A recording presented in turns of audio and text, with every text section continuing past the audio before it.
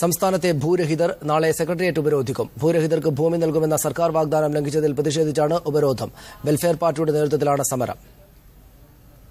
ഭൂരഹിതരില്ലാത്ത കേരളം പദ്ധതി പ്രഖ്യാപിച്ച സംസ്ഥാന സർക്കാർ ഭൂരിഭാഗം ഗുണഭോക്താക്കൾക്കും ഭൂമി നൽകിയില്ല. സർക്കാർ പട്ടികയിൽ ഇടം പിടിക്കാത്തവരും നിരവധിയാണ്. സർക്കാർ വാഗ്ദാനം നടപ്പിലാക്കണമെന്നാവശ്യപ്പെട്ട് ഭൂരഹിതർ കളക്ടറേറ്റുകൾ ഉപരോധിച്ചിരുന്നു. അന്യാധീനപ്പെട്ട സർക്കാർ ഭൂമിയിൽ കയ്യേറ്റ സമരവും നടത്തി.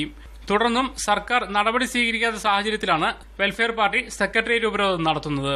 ദളിതുകൾക്ക്, ആദിവാസികൾക്ക് അവർക്ക് ഭൂമി അനുവദിച്ചു കൊടുക്കണം. പ്രത്യേകിച്ചും കൃഷിക്ക് ആവശ്യമായ ഭൂമി 1 ഏക്കർ അതിലധികമായി ഭൂമി അവർക്ക് കൊടുക്കണം. ഭവനരഹിതർക്ക് 10 സെന്റെങ്കിലും അവർക്ക് വീട് വെക്കാൻ ആവശ്യമായ ഭൂമി കൊടുക്കണം. എല്ലാത്തിലും ഉപരി കേരളത്തിൽ ഒരു സമഗ്രമായ ഭൂപരിഷ്കരണമാണ് പാർട്ടി ആവശ്യപ്പെടുന്നത്. നാളെ രാവിലെ മുതൽ ഉച്ചവരെ നടക്കുന്ന സമരത്തിൽ 10,000-ഓളം പേർ പങ്കെടുക്കുമെന്നാണ് സംഘാടകരുടെ പ്രതീക്ഷ. ഭൂരഹിതർക്ക് ഭൂമി എന്ന വാഗ്ദാനം നടപ്പിലാക്കും വരെ സമരം തുടരാനാണ് പാർട്ടിയുടെ തീരുമാനം. മീഡിയ 1 തിരുവനന്തപുരം.